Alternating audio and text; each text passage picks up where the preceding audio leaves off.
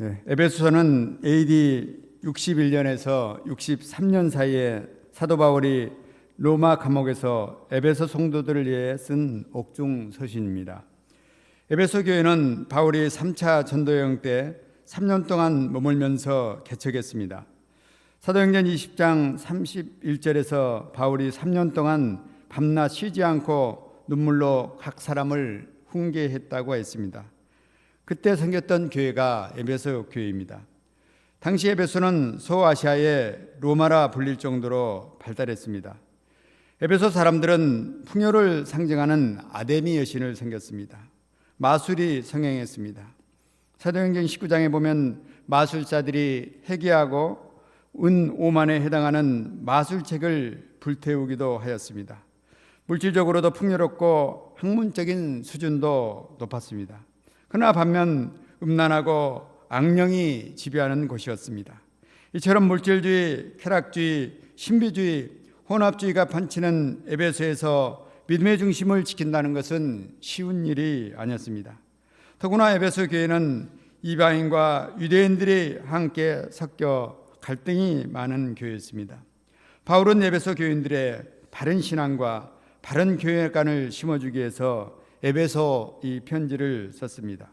이들이 복음을 바로 이해하고 풍성한 복을 누기를 원한 것입니다. 뿐만 아니라 하나님의 전신갑주를 입고 영적 전쟁에서 승리하도록 돕고 있습니다. 에베소 공부를 통해서 하나님이 베풀어 주신 풍성한 은혜를 누리며 치열한 영적 전투에서 승리할 수 있기를 기도합니다. 오늘 말씀은 하나님께서 우리에게 주신 하늘의 신령한 복이 얼마나 크고 놀라운가 가르쳐줍니다. 저희가 본 말씀을 통해서 우리에게 거저 주신 하늘의 신령한 복을 되새기며 하나님께 찬송하는 시간이 될 수 있기를 기도합니다. 다 같이 3절을 함께 읽어보겠습니다. 시작. 찬송하리로다 하나님 곧 우리 주 예수 그리스도의 아버지께서 그리스도 안에서 하늘에 속한 모든 신령한 복을 우리에게 주시되. 찬송하리로다. 사도 바울은 찬송으로 시작하고 있습니다. 신년 베드로전서 1장 산소방 말씀을 할 때도 찬송하리로다 하며 시작했습니다. 사도 바울은 로마 감옥에 있습니다. 그가 지금 황제 구치소 생활을 하고 있는 것이 아닙니다. 그런데 이렇게 옥중에서 찬송하리로다 그의 입에서 찬송이 터져 나오고 있습니다. 그 이유가 무엇일까요? 그것은 바로 하나님께서 그리스도 예수로 말미암아 하늘에 속한 모든 신령한 복을 주셨기 때문입니다. 하나님은 그리스도를 통해서 하늘의 모든 신령한 복을 우리에게 주셨습니다.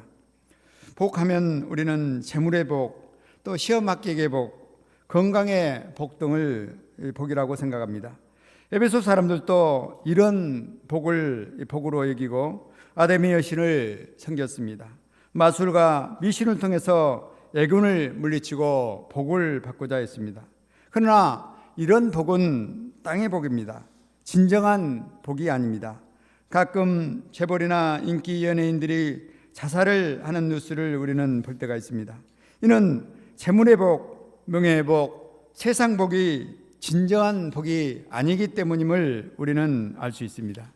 진정한 복, 참된 복은 하나님께서 예수 그리스도를 통해서 주시는 하늘에 속한 신령한 복인 것입니다. 하나님은 하늘에 속한 모든 신령한 복을 우리에게 주셨습니다. 오늘 본문에는 하늘의 신령한 복들이 나옵니다. 그것은 우리를 거룩하게 하신 복이요 하나님의 아들들이 되게 하신 복입니다. 또 제사함을 주신 복이요 하나님의 뜻의 비밀을 아는 지혜와 총명을 주신 복입니다. 진리의 말씀, 구원의 말씀을 주신 복이요 성령을 주신 복입니다. 이에도 셀 수 없는 수많은 하늘의 신령한 복을 하나님께서는 우리에게 주셨습니다. 요즘 이 다이소가 굉장히 인기가 많습니다. 그곳에 가면 필요한 모든 것이 있다고 합니다. 지난번 온룸 페인트도 이 다이소에 가서 사서 칠했습니다. 가격도 너무나 착했습니다. 하늘의 신령한 모든 복은 예수님 안에 다 있습니다. 골로새서 2장 3절은 그 안에 지혜와 지식의 모든 부하가 감춰져 있느니라 말씀합니다. 예수님 안에 하늘에 신령한 모든 복이 있습니다. 그것도 공짜입니다. 하나님은 예수 그리스도를 통해서 하늘에 속한 모든 신령한 복을 우리에게 주셨습니다. 사도 바울이 감옥에서 찬송할 수 있는 이유는 바로 예수 그리스도를 통해서 주신 하늘에 속한 신령한 복을 누리고 있기 때문입니다. 하늘에 신령한 복을 누릴 때 감옥에서도 찬송할 수 있는 것입니다. 요즘 우리 사회가 답답한 감옥처럼 느껴질 때가 있습니다. 트럼프발 무역 전쟁으로 온 세계가 불안에 떨고 있습니다. 캐나다에 25% 관세를 붙인다고 하였습니다. 캐나다에 거주하는 둘째 딸 에셀이가 트럼프 때문에 짜증나 죽겠다고 하는 것을 보았습니다. 우리나라는 정치적으로 너무 또 혼란스럽습니다. 사람들이 답답해하고 분노에 차 있습니다. 그러나 하나님께서 우리에게 주신 하늘의 신령한 복을 누릴 때 어떤 환경에서도 사도 바울처럼 찬송할 수 있는 것입니다. 하나님은 예수 그리스도로 말미암아 우리에게 하늘의 신령한 복을 주셨습니다. 젠 브리커가 혹시 기억나신 분 있는가 모르겠습니다. 처음 보십니까? 1919년 이 에베소 말씀을 전할 때 네오 목자님이 소개했던 분입니다. 메시지를 준비하면서 기도원 메시지를 보다가 다시 큰 은혜를 받았습니다. 그녀는 날 때부터 저렇게 다리가 없는 장애인으로 태어났습니다. 생부모는 그를 버렸습니다. 그래서 입양이 되었습니다. 그러나 지금 그는 BBC 등 유명 채널에 나가 명강의라는 강연자요, 공중고개사요, 파워 덤블링 주 챔피언입니다. 그는 자신의 몸을 귀한 선물로 여긴다고 했습니다. 앵커가 만약 다리를 가지고 태어났다면 어떻게 생각하십니까? 이렇게 말하자 그는 내가 다리를 가지고 태어났다면 이렇게 사람들에게 긍정적인 영향을 끼칠 특별한 기회가 주어지지 않았을 것이라고 하였습니다. 장애를 주신 하나님께서 자기에게 이 장애를 특별한 선물로 주었다며 그는 하나님을 찬송하였습니다. 다리가 없는 그가 어떻게 하나님께서 가장 귀한 선물을 주셨다 말하며 찬송할 수 있는 것일까요? 그것은 예수 그리스도로 말미암아 하늘의 모든 신령한 복을 주었기 때문입니다. 특별히 믿는 자에게 능치 못할 일이 없게 하시는 하나님으로 인해서 그는 모든 것에 도전하는 인생을 살고 있다고 하였습니다. 하늘의 신령한 복을 받는 자는 어떤 환경, 어떤 처지에서도 찬송하는 삶을 살 수 있습니다. 하나님은 저희 모두에게도 예수 그리스도로 말미암아 하늘의 모든 신령한 복을 주셨습니다.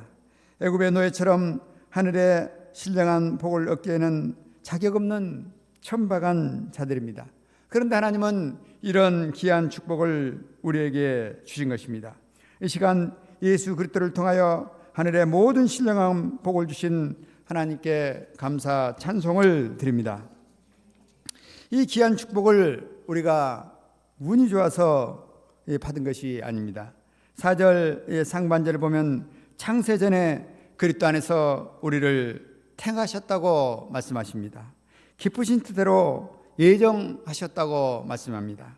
창세전부터 우리에게 모든 하늘의 신령한 복을 주시고자 우리를 택하신 것입니다. 생각하면 할수록 얼마나 큰 은혜인가 깨닫습니다. 부모는 자식에게 모든 것을 주고 싶어 합니다. 또 가장 좋은 것을 주고 싶어 합니다.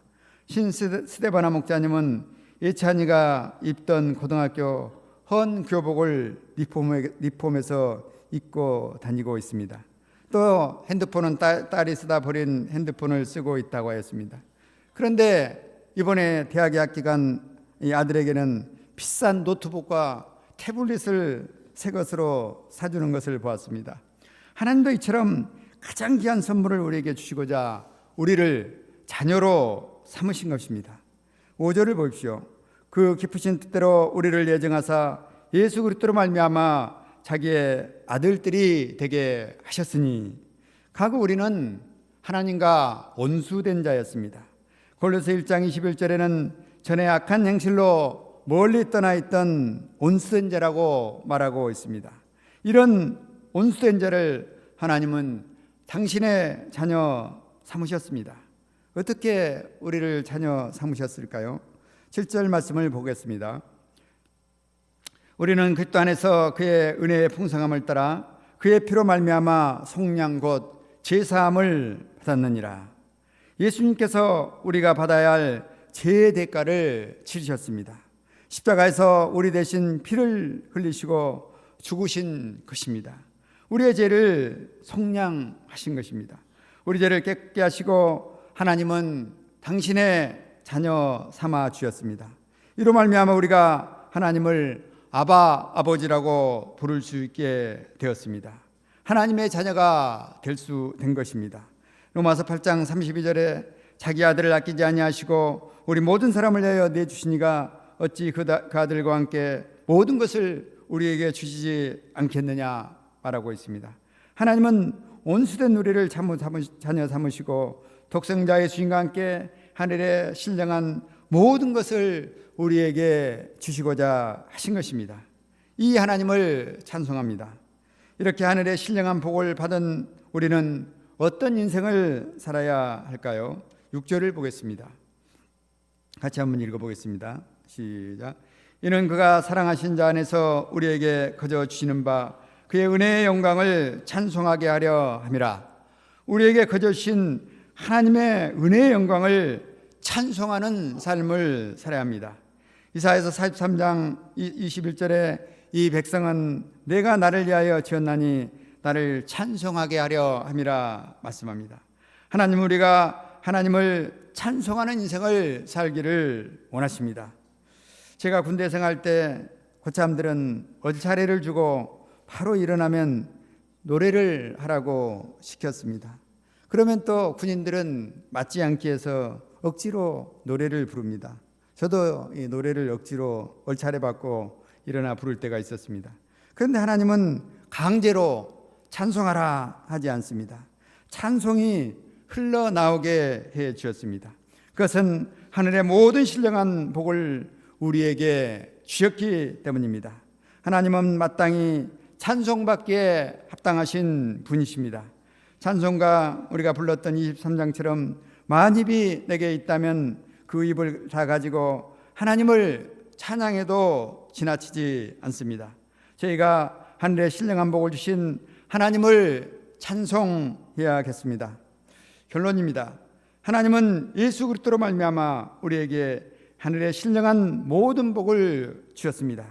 저희가 하늘의 신령한 복을 풍성하게 누리길 기도합니다. 신령한 모든 복을 주신 하나님을 찬송하는 인생을 살 수 있기를 기도합니다.